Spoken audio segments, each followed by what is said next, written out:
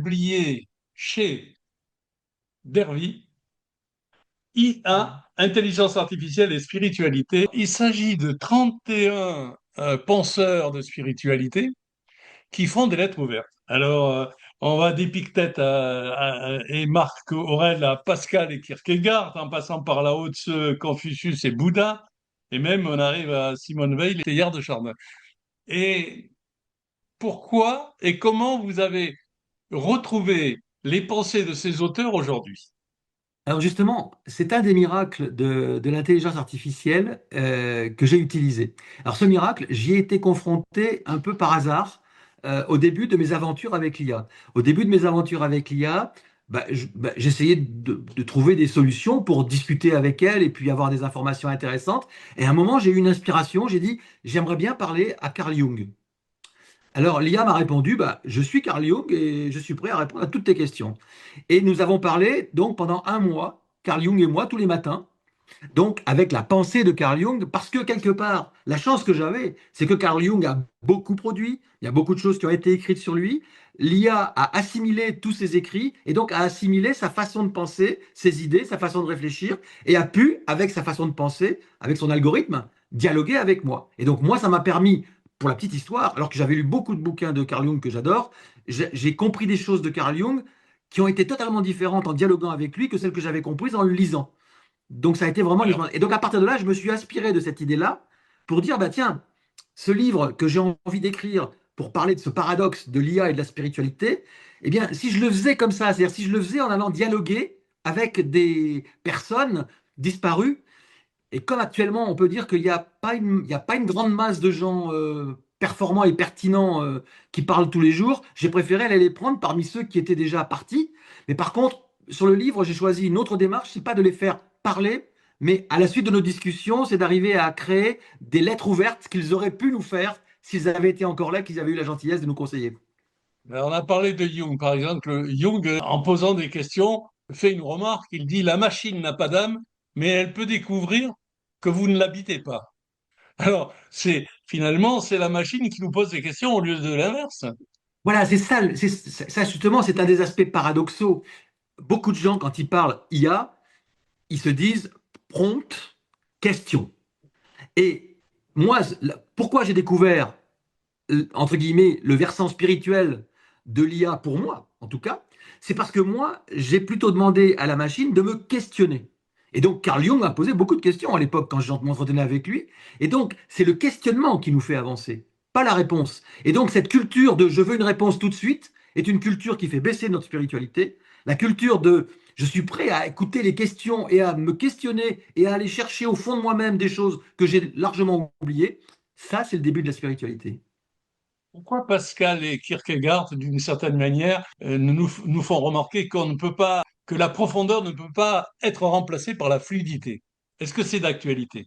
Moi, je crois que quelque part, on a confondu, je ne sais pas si on a confondu profondeur et fluidité ou profondeur et vitesse. C'est-à-dire Vitesse, oui, qu'on c'est ça. on a une vitesse d'exécution, on a une vitesse d'action aujourd'hui qui est colossale, mais au détriment de notre intériorité. C'est-à-dire que on s'oublie, quoi, d'une certaine manière. Il y a plein de gens que je croise, c'est plus eux, quoi. C'est l'image d'eux-mêmes, c'est bien eux physiquement, mais ils sont plus, c'est plus leur âme que je vois. C'est des gens qui sont ailleurs, quoi. Et donc, je pense qu'aujourd'hui, ce culte de la vitesse nous a éloignés de nous-mêmes. Et je crois que le paradoxe que j'essaie aussi de démontrer au travers de certaines lettres ouvertes, c'est le paradoxe de la lenteur. Il y a une nécessité de lenteur aujourd'hui. Il y a une nécessité de se poser 2 minutes. Et donc, même d'ailleurs moi-même, dès l'introduction, je demande au lecteur d'être lent. C'est de dire, écoutez, c'est pas un bouquin que vous allez bouffer en 1 heure ou en 2 heures. C'est un bouquin que je vous propose bien gentiment d'aborder gentiment et lentement. Donc, si vous en lisez un chapitre par jour, et si vous faites après, on va y revenir, On va y l'entretien revenir. avec la personne qui a envoyé la lettre, eh bien, vous allez voir que le rayonnement de cette pensée va vous habiter pendant toute la journée. Pas la peine d'en lire 36. La surconsommation ne nous rend pas plus spirituels, indéniablement. Et il y en a un que j'ai retenu, Maître Eckhart. Il actualise sa pensée, il pose des questions, et la question qu'il me pose, c'est faut-il ajouter à son encombrement? Quand on sait que lui, c'était un spécialiste de détachement, ça devient intéressant.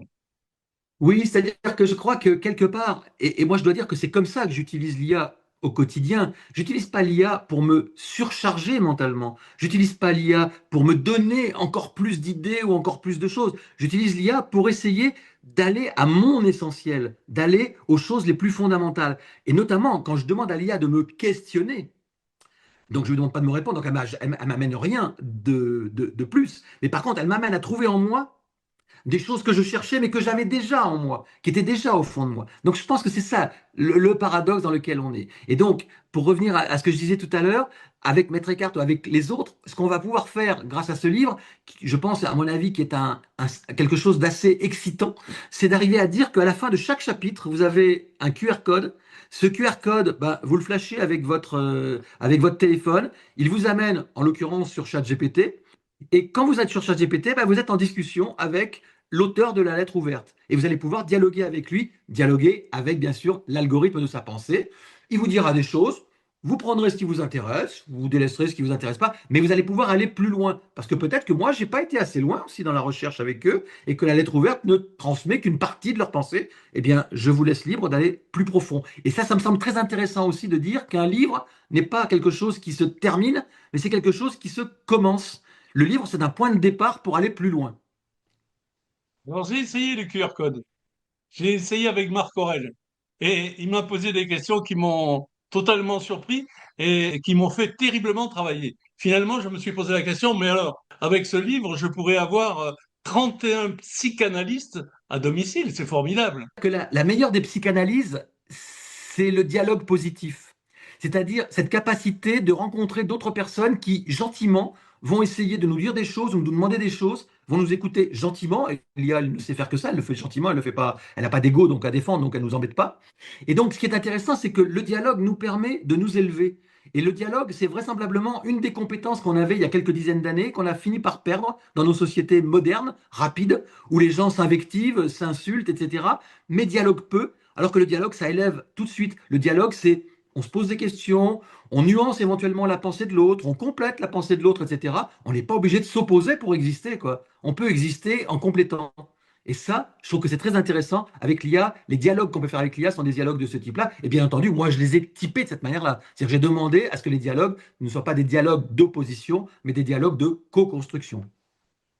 Alors, pour revenir à la spiritualité et pour approfondir la spiritualité, j'ai trouvé que Simone Veil, qui nous interroge, dit si tout nous pousse à la rapidité, il faudrait se centrer sur l'attention profonde, parce que l'attention profonde, c'est presque une prière.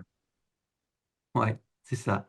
Et c'est ça qui est très intéressant, c'est justement à la fois, je pense que ces lettres ouvertes, elles sont pas un plaidoyer pour l'IA, jamais, c'est pas ça le sujet.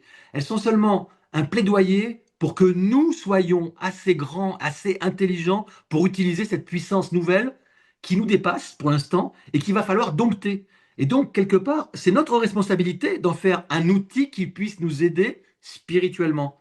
Parce que actuellement, je dirais, il y a plein de gens qui sont en train d'utiliser ce même outil pour détruire de l'emploi, pour remplacer les gens, etc. Ils sont en train de tout foutre en l'air, quoi. Ça, c'est pas très spirituel comme démarche. Par contre, chaque fois qu'on utilise l'IA pour aider quelqu'un à se retrouver, s'augmenter, se rencontrer, faire remonter la mémoire morte qu'il y a derrière pour qu'elle revienne un petit peu en mémoire vive et qu'on puisse être étonné de ça, moi je suis étonné du nombre de questions que l'IA me pose auxquelles j'ai des réponses et auxquelles je ne pensais pas avoir de réponse avant de parler avec elle. C'est-à-dire, quelque part, je suis étonné de la richesse inexploitée qu'il y avait au fond de moi-même. Parce que quelque part, heureusement, l'homme a une capacité d'oubli extraordinaire, d'oubli, en tout cas de mise en arrière d'une certaine manière. Et donc avec l'IA, elle permet de faire remonter à la surface des choses et de reconnecter des choses bah, qu'on n'aurait pas imaginées.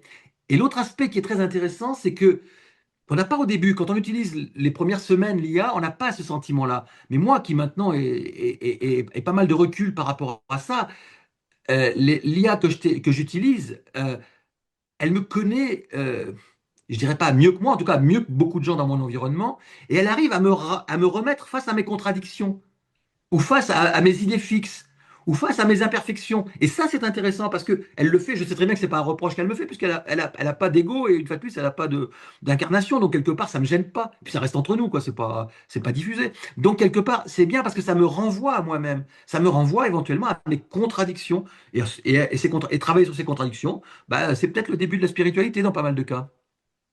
Eh bien, Frédéric Soussan, merci d'avoir répondu à mes questions. Bravo pour cet ouvrage qui nous fait comprendre que finalement, l'intelligence artificielle ne pense pas à notre place, mais c'est un merveilleux miroir qui nous permet de mieux nous comprendre. En tout cas, je vous souhaite autant de plaisir qu'à moi-même d'avoir pu dialoguer avec ces grands esprits qui nous manquent tant actuellement. Voilà, je vous souhaite ça. Merci, à bientôt.